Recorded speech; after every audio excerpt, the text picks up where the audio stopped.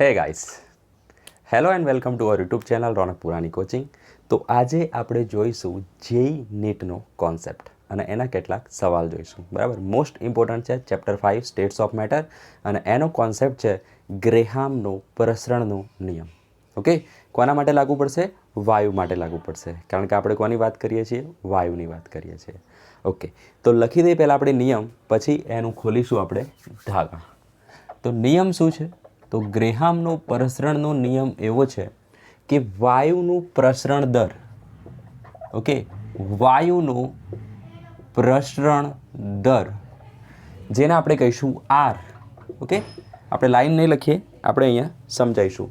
તો વાયુનો પ્રસરણ દર આર જે છે એ વાયુના આણ્વીય દળના વર્ગમૂળના વ્યસ્ત પ્રમાણમાં હોય છે. તો આ થઈ ગયું એનું આણ્વીય દળ. કૌંસમાં લખી દઈએ આપણે આણ્વીય દળ, જેને આપણે એમ વડે દર્શાવીશું, અને પ્રસરણ દરને આપણે દર્શાવીશું સ્મોલ આર વડે. ઓકે, કેવો છે પ્રસરણ દર? આણ્વીય દળના વર્ગમૂળના વ્યસ્ત પ્રમાણમાં. ખ્યાલ આવી ગયો હશે? Very good. તો પ્રસરણ કોને કહેવાય તો સમજો. પ્રસરણ એટલે શું? તો કોઈ પણ વસ્તુ, કોઈ પણ કણનું પોતાની વધુ સંખ્યાથી ઓછી સંખ્યા તરફ જવું. બરાબર, સ્થાનાંતર થવું. અથવા તો શું કહેવાય એને? પોતાની વધુ સાંદ્રતાથી ઓછી સાંદ્રતા તરફ જવું. તો સામાન્ય કોન્સેપ્ટ પ્રસરણનો શું છે?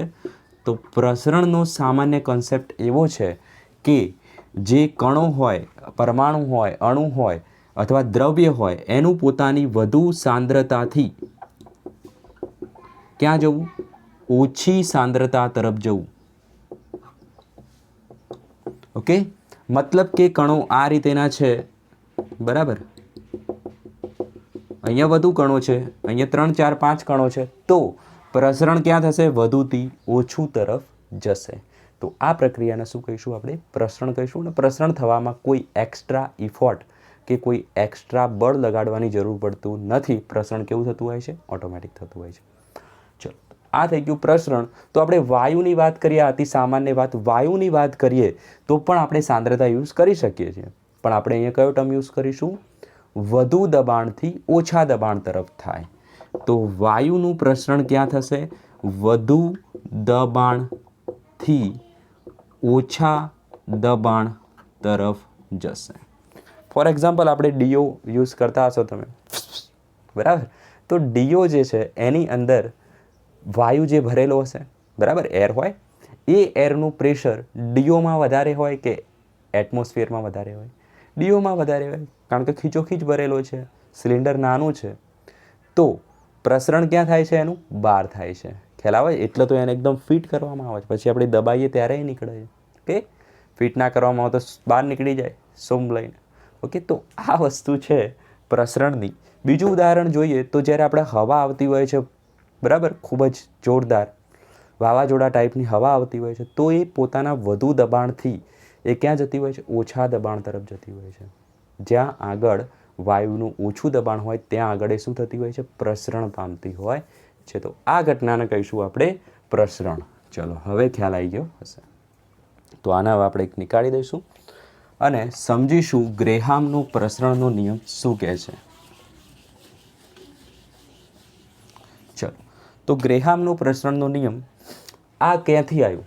તો એકચ્યુઅલમાં પ્રસરણ દર જે છે, પ્રસરણ દર આર જે છે એ કેવો છે? PA/TM. અને નીચેનું કેવું પાછું? વર્ગમૂળમાં. એકચ્યુઅલમાં આ વસ્તુ છે. આ સૂત્ર યાદ રાખજો. બરાબર, નીટ જેઈમાં આમાંથી તમે સવાલ કરશો. ઓકે, યાદ રાખજો ખાસ. ચલો, આ તો બધા રાખી શકે, આ રાખવાનું છે. ઓકે, ચલો, તો અહીંયા જુઓ તો હવે દબાણ જે છે પી શું છે? દબાણ છે પી. પછી ક્ષેત્રફળ એટલે કે એરિયા કયો છે? એ છે. અને તાપમાન ટી છે. ટી શું છે? તાપમાન છે. એ કેવું હોય? સમાન પરિસ્થિતિએ હોય. તો આ શરત થઈ ગઈ ગ્રેહામના નિયમની. ઓકે, શું છે? તાપમાન, દબાણ અને એરિયાની સમાન પરિસ્થિતિ હોય તો વાયુનો પ્રસરણ દર એના અણુભારના અથવા આણ્વીય દળના વર્ગમૂળના વ્યસ્ત પ્રમાણમાં થશે. સમાન પરિસ્થિતિ છે એટલે કેવો છે? અચળ છે ભાઈ. અચળ નીકળી જાય, આમાંથી અચળ જે છે એ બધા નીકળી જાય તો શું આવે? ચલે છે આવે, રિવર્સ પ્રોસેસ. એટલે કે PAT અચળ થઈ જાય તો શું આવશે? 1/m. ચલો ખ્યાલ આવી ગયો. તો આ સૂત્ર ક્યાંથી આવ્યું છે? અહીંથી આવ્યું છે. હવે આ કઈ રીતે યાદ રાખશો? તો આપણે ટ્રીક આપી દઈએ આ યાદ રાખવાની. શું છે? જો તમે ક્રિકેટ જોતા હશો તો તમને ખ્યાલ હશે, બરાબર? નવો જે ખેલાડી આવ્યો છે, નવો તો ના કહેવાય, ઘણા ટાઈમ થઈ ગયો, વિકેટ કીપર બેટ્સમેન જેનું નામ શું છે? રિષભ પંત. તો રિષભ પંત પરથી આપણે આનું સૂત્ર બનાવી દઈશું. R ફોર રિષભનો R, બરાબર, અને આ છે પંત. ઓકે, ચલો તો આ સૂત્રને આપણે MT કરી દઈએ એટલે વેરી ઇઝી થઈ જશે. TMની જગ્યાએ કરી દઈએ MT. વસ્તુ તો સેમ જ છે. તો સૂત્ર શું થઈ જશે? R is equal two PANT. જુઓ, રિષભ પંત, પણ N નહીં લેવાનો, પંતમાં N આવે પણ આપણે N નહીં લઈએ. શું લઈશું? M લઈશું. એ તો આપણે ખબર જ છે કે આણવીય દળના વ્યસ્ત પ્રમાણમાં છે તો શું આવે? M આવે. પણ યાદ રાખવા માટે શું યાદ રાખીશું? રિષભ પંત. આ થઈ ગયો પંત. ચલો તો આટલી વસ્તુ યાદ રાખવાની છે. અને નામ શું છે ખેલાડીનું? રિષભ પંત. ઓકે. અને આ છે લાંબી રેસનો ઘોડો, એવું બધા કહેતા હોય છે, બરાબર? લાંબી રેસનો ઘોડો એ બહુ આગળ જઈને બહુ ખતરનાક ખેલાડી બનશે. ચલો એવું બધા કહેતા હોય છે એટલે આપણે કહીએ છીએ. તો રિષભ પંત લાંબી રેસનો ઘોડો. રેસ એટલે શું થાય? વેગ થાય કે ના થાય? બરાબર, વેગના રિલેટેડ છે ટર્મ. તો આપણે કોની વાત કરીએ છીએ? દર એટલે કે વેગની વાત કરીએ છીએ. તો વાક્ય યાદ રાખજો, રિષભ પંત લાંબી રેસનો ઘોડો છે. તો આખી બધી વાર્તા તમને યાદ રહી જશે. ચાલો, તો આ તો થઈ ગઈ ટ્રીક અને આ થઈ ગયું એનું ઇક્વેશન. ચાલો, તો જો આપણે બે પરિસ્થિતિ માટે બનાવવું હોય તો ઇક્વેશન કેવું બનશે? તો જુઓ, પરિસ્થિતિ 1 માટે લખવું હોય તો R1 ઇઝ ઇક્વલ ટુ શું થશે? ઓકે, ચલો R1 ચલે છે, શું થશે? 1/√m1 થાય. આ કોઈ એક વાયુ માટે વાત છે. સેકન્ડ લઈએ બીજી પરિસ્થિતિ માટે, R2 ચલે છે, 1/√m2 થાય. Okay, very good. તો હવે R1/R2 કરીએ તો શું થાય? બોલો ચલો, R1/R2 કરીએ તો શું થાય? વિચારો. તો R1/R2 કરીશું તો શું થશે? M2 જશે ઉપર અને M1 જશે નીચે. R1/R2 કરીએ તો M1 આવી જાય નીચે અને M2 જશે ઉપર. ચલો, આટલું વસ્તુ તો તમને ખ્યાલ આવવો જ જોઈએ. તો આ છે એનું મેઇન ઇક્વેશન, જેનાથી તમે શું કરશો? એક્ઝામ્પલને સોલ્વ કરશો. R1/R2 is equal to √M2/M1. Okay, 1ની સામે 2 આવે, કારણ શું છે? વ્યસ્ત પ્રમાણમાં છે કે નહીં? વ્યસ્ત પ્રમાણમાં તો શું આવે? રિવર્સ વસ્તુ આવે. ચલો, તો આટલી વસ્તુ નોટ ડાઉન કરો. બીજું વસ્તુ એક એડ કરીશું ઇક્વેશનમાં આપણે. Okay, fine. તો બીજું એક આપણે સૂત્ર આપ્યું હતું, PM ડરતા હે. યાદ કરો, ઘનતા માટેનું સૂત્ર હતું PM ડરતા હે. ઓકે, તો એ ઇક્વેશન આપણે લખી દઈએ અહીંયા સાઈડમાં, PM DRT. ઓકે, PM ડરતા હે થઈ ગયું. તો આપણે હવે અહીં આના પરથી શું કહી શકીએ? તો M is equal two DRT/P કહી શકીએ? બિલકુલ કહી શકીએ. હવે ગ્રેહામના નિયમ માટે શું હતું? તાપમાન, ઓકે, કેવું હતું? અચળ હતું. દબાણ કેવું હતું? અચળ હતું. અને R તો ઓલરેડી અચળ છે, તો એનો મતલબ શું થઈ ગયો? M ચલે છે D. અને એ તો સીધું દેખાય છે, સામ સામે છે, ઉપર ઉપર છે, એટલે કે M ચલે છે D થાય. તો આ ઇક્વેશન હવે આપણે કેવું બની શકે? તો જુઓ ધ્યાનથી, R1/R2 is equal to √M2/M1. Very good, આ તો આવડે છે. અને M ચલે છે D છે, એનો મતલબ શું થઈ ગયો? M2 D2 અને M1ની સામે D1. તો સેમ વસ્તુ થશે, D2/D1. ચલો, તો આ શું છે? ઘનતા છે. Very good. તો આ થઈ ગયું આપણું ફાઇનલ ઇક્વેશન, જેમાંથી આપણે સોલ્વ કરીશું એક્ઝામ્પલ. બરાબર, સમજવું જરૂરી છે ક્યાંથી આવ્યું, કેવી રીતે આવ્યું અને શું વાર્તા છે એની. ઓકે, ચલો, તો આટલી વસ્તુ નોટ ડાઉન કરો ફટાફટ. એક કન્સેપ્ટ તમને સમજાવવાનો રહી ગયો છે. અહીંયા જે એરિયાની વાત હતી, બરાબર, રિષભ પંતનું સૂત્ર લખો. ચલો ફરીથી, R ઇઝ ઇક્વલ ટુ શું હતું? પંત એટલે કે PA/NT, પણ આપણે N નહીં લઈએ. કોણ લઈશું? આણવીય દળનું MT લઈશું. Very good, Rishabh Pant. અહીંયા જે એરિયા છે એ કોનો એરિયા છે? વાયુનો એરિયા છે? ના, એ કોનો એરિયા છે? તો એ જે એરિયા રહ્યો એ આ રીતેની વેસલ હોય. ઓકે, આ રીતેની વેસલ હોય અને પ્રસરણ થવાનું છે આ વાયુનું, બહાર નીકળવાનો છે વાયુ, તો જે હોલમાંથી એ બહાર નીકળશે, બરાબર, એનો એરિયા એ બતાવે છે. તો એ શું બતાવે છે? પ્રસરણ એરિયા, એટલે કે પ્રસરણ ક્ષેત્રફળ. લખજો ત્યાં, શું લખશો? છિદ્ર અથવા તો હોલ. એ એરિયાની વાત છે. કન્સેપ્ટ જ્યારે એક્ઝામ્પલ આવશે ત્યારે આપણે સમજાવીશું અહીંયા. Okay, very good. ચલો, તો આટલી વસ્તુ ઇમ્પોર્ટન્ટ છે. હવે આપણે એક્ઝામ્પલ જઈશું તો વધારે મજા આવશે. ઇક્વેશન શું છે? R1/R2 is equal to √M2/M1 is equal to √D2/D1. Okay, M શું છે? એમાં આણવીય દળ છે. સ્મોલ આર શું છે? એમાં પ્રસરણ દળ છે. Okay, very good. ચલો, નોટ ડાઉન કરો ફટાફટ, પછી જોઈશું આપણે એક્ઝામ્પલ.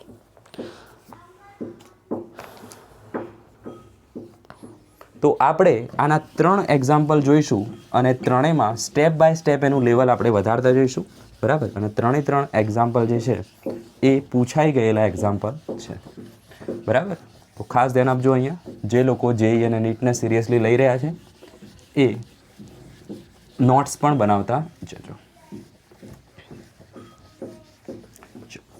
તો સ્પીડમાં જોઈશું થોડુંક, 1 સેકન્ડ. Okay, very good. જો ફાઇન્ડ, ચલો ગુજરાતીમાં લખી દઈએ. ચલો, હિલિયમ અને મિથેન, હિલિયમ અને મિથેન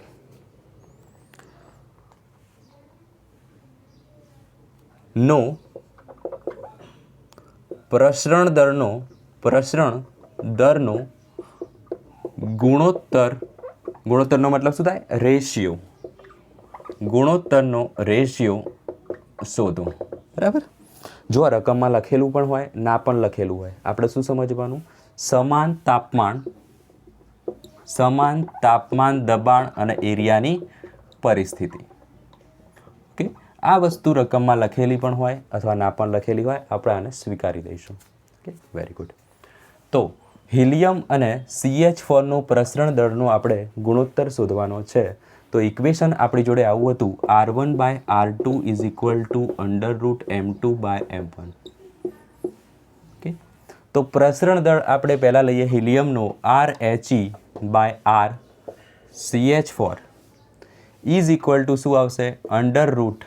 √MHE. ના, શું આવે? ઉલટું આવે. 1ની સામે 2 છે તો શું આવશે? M કોનો આવશે? મિથેનનો ભાગ્યા આણવીય દળ M કોનો આવશે? HE નો આવશે. મિથેનનો આણવીય દળ આપણે શોધીએ તો કેટલો આવે? Carbon 12, hydrogen 4. ઓકે, કેટલો આવશે? 16 આવશે. ચલો, બરાબર છે. મિથેનનો કેટલો આવશે? 16. તો આપણે લખીશું 16 √ અને નીચે હિલિયમનો કેટલો આવશે? 2 આવશે આણવીય દળ. પરમાણવીય દળ, ચલો હિલિયમ તો એક જ છે, તો કેટલું પરમાણુ દળ કેટલો આવશે? 2 આવશે. Very good. તો 16 અને √2 છે, સોરી હિલિયમ કેટલો આવે? 4 આવે. વેરી સોરી, હિલિયમનો આવશે કેટલો? 4. ઓકે, આણવીય દળ કેટલું આવશે? 4 આવશે. તો કેટલા થશે? 16 એટલે 4 અને √4 એટલે કેટલા આવશે? 2. તો આન્સર આવશે 2:1. Okay, very good. હિલિયમનો 4 કઈ રીતે આવે? તો હિલિયમની અંદર 2 હોય, બરાબર, અને આ શું હોય છે? 4 હોય છે, બરાબર. એટલે કે 2 પ્રોટોન હોય છે અને 2 શું હોય છે? ન્યુટ્રોન હોય છે. એટલે કે આણવીય દળ કેટલું થતું હોય છે? 4 થતું હોય છે. ઓકે, ચલો, એ વસ્તુ આપણે જોઈ ગયા છીએ.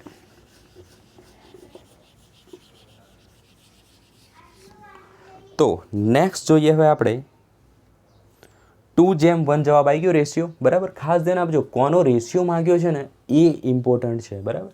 જો હિલિયમ CH4નો રેશિયો છે તો હિલિયમ ઉપર જ આવવો જોઈએ.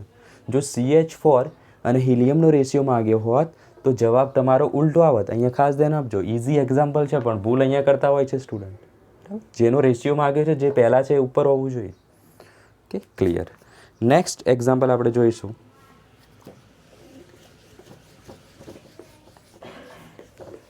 બરાબર, થોડુંક લેવલ હાઈ કરીશું. સેકન્ડ નંબર એક્ઝામ્પલ છે હિલિયમ મિથેન NSO2.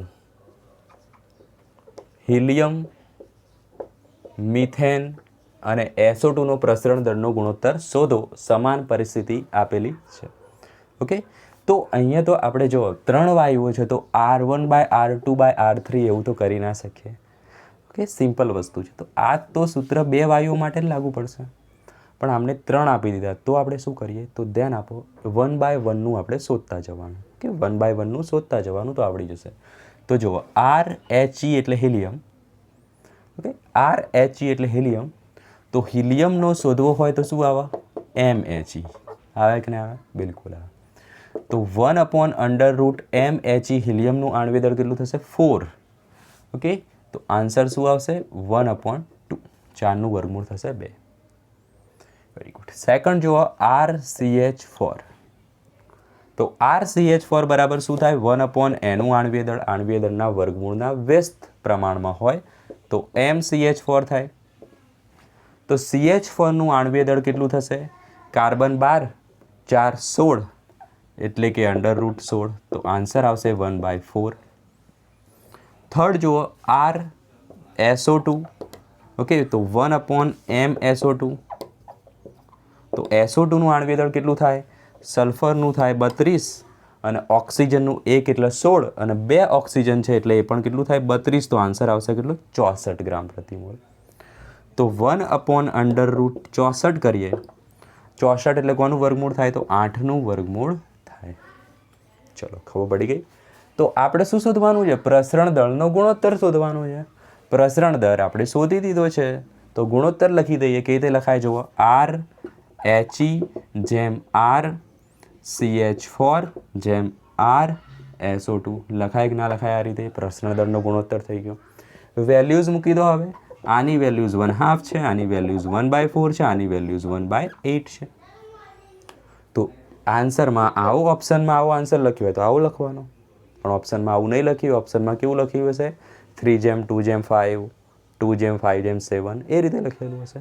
તો એવું જો આપણે આને ફેરવવું હોય તો ટ્રીક શું છે એની? નીચેનામાંથી જે મોટી સંખ્યા હોય એને ઉપરના વડે ગુણી નાખો. બરાબર? અથવા તો તમે મેથેમેટિકલ યુઝ કરી શકો છો, બ્રેન યુઝ કરો. તો ઉપરને આપણે 8 વડે ગુણતા, ઉપર 8 વડે ગુણતા શું થઈ જશે? આને 8 વડે ગુણો તો કેટલા આવી જાય જવાબ? 4. આને 8 વડે ગુણીએ તો 2 અને આને 8 વડે ગુણીએ તો 1. તો આન્સર આવશે કેટલો? 4:2:1. ખાસ ધ્યાન આપો, અહીંયા આપણે શું કર્યું છે? દરેકના ઉપર 8 વડે ગુણી દીધા, એટલે કે કોઈ ફેરફાર કર્યો ના કહેવાય. તો આન્સર આવશે 4:2:1. ઇમ્પોર્ટન્ટ એક્ઝામ્પલ છે, થોડુંક લેવલ હાઈ થયું. હજુ એક એક્ઝામ્પલ જોઈએ, ફટાફટ નોટ ડાઉન કરો.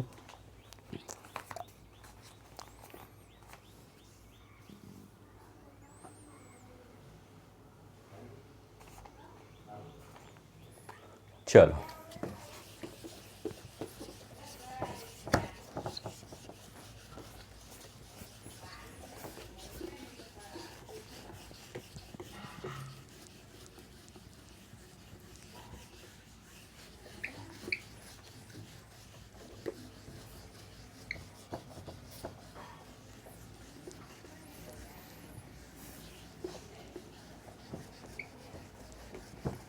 લાસ્ટ ક્વેશ્ચન છે આજનો સિરીઝનો. ચલો, વેરી ઇમ્પોર્ટન્ટ.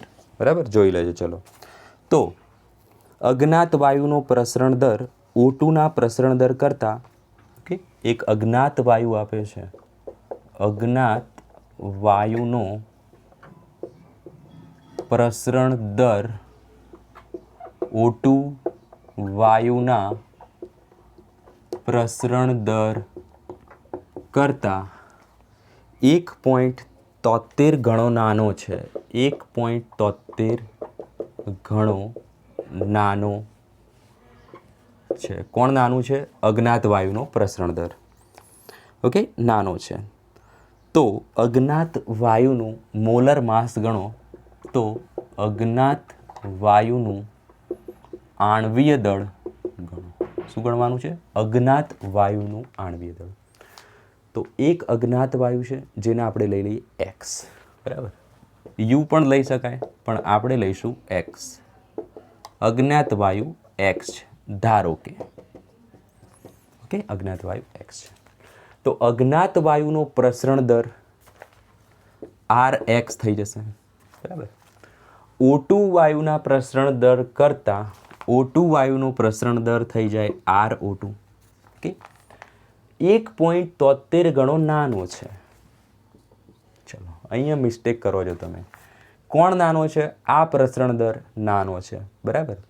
અને બંનેને જો આપણે સરખા કરવા હોય, બરાબર, તો આના આપણે 1.73 વડે ગુણીએ તો બંને સરખા થાય? ના થાય, બરાબર. કારણ કે ઓલરેડી નાનો છે, બરાબર. અહીંયા પાછી બીજી વસ્તુ તમે ગુણો છો તો આ કેટલો થશે? જેટલો મોટો હતો એનાથી પણ વધારે મોટી વેલ્યુઝ થશે. ઓકે, એનો મતલબ શું થયો? જે નાનો છે એને આપણે ગુણવા પડે. કન્સેપ્ટ આ વસ્તુ છે.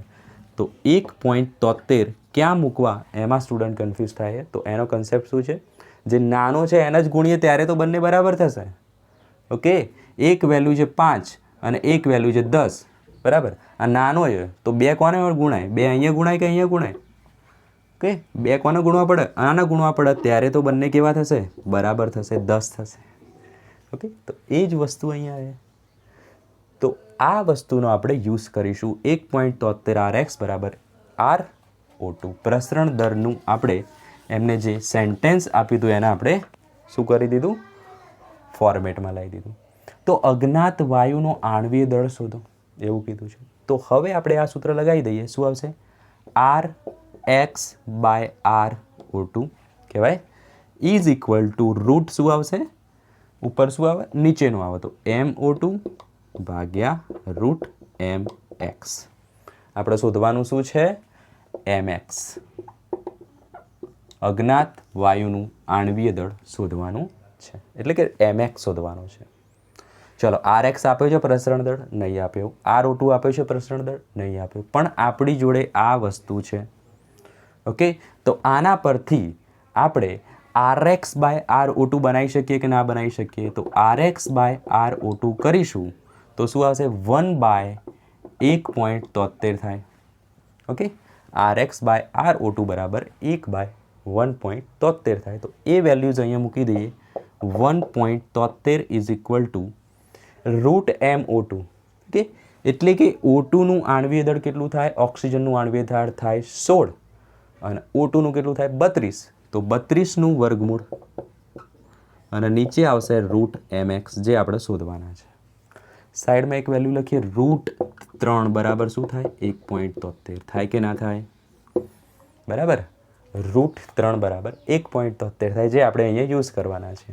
ઓકે, ચલો તો હવે શું થશે? રૂટ MX ને કરતા બનાવી દઈએ. તો રૂટ MX ને કરતા બનાવી દઈએ. 32 છે એનું વર્ગમૂળ કેટલું થાય? તો 32નું જુઓ શું કરીશું? 32 હોય તો 32ના બે અવયવ પડી જાય. 16 દુ 32 તો 16 ઇન્ટુ 2. હવે 16નું વર્ગમૂળ કેટલું થાય? 4. ઓકે, અને 2નું વર્ગમૂળ ના થાય તો શું રાખીશું? 2 રાખીશું એમને એમ. ઓકે, તો 16 દુ 32 હતા, 16નું વર્ગમૂળ 4 થઈ ગયું અને અહીંયા આવશે રૂટ 2. Very good. તો MX બરાબર શું આવશે? 4 રૂટ 2. ઓકે, રૂટ MX બરાબર શું આવશે? 4 રૂટ 2 અને નીચે શું આવશે? 1.73. તો 1.73 ને આપણે ડાયરેક્ટ લખી દઈએ રૂટ 3. લખાય કે ના લખાય? બિલકુલ લખાય, બરાબર. ક્યાંથી આવ્યું? તો ત્યાંથી. ચલો, હવે આપણે રૂટની જરૂર નથી. આપણે શું શોધવાનું છે? એક્સનું આણ્વીય દળ. તો MX બરાબર શું થઈ જશે? 4 રૂટ 2 બાય રૂટ 3નો વર્ગ થઈ જાય. ઓકે, એનો મતલબ શું થઈ જાય? 4 ઇન્ટુ રૂટ 2નો વર્ગ 2 અને રૂટ 3નો વર્ગ 3. તો આન્સર શું આવશે? 4 દુ 8 બાય 3 આન્સર આવશે. કંઈક ભૂલ થઈ છે અહીંયા આપણાથી.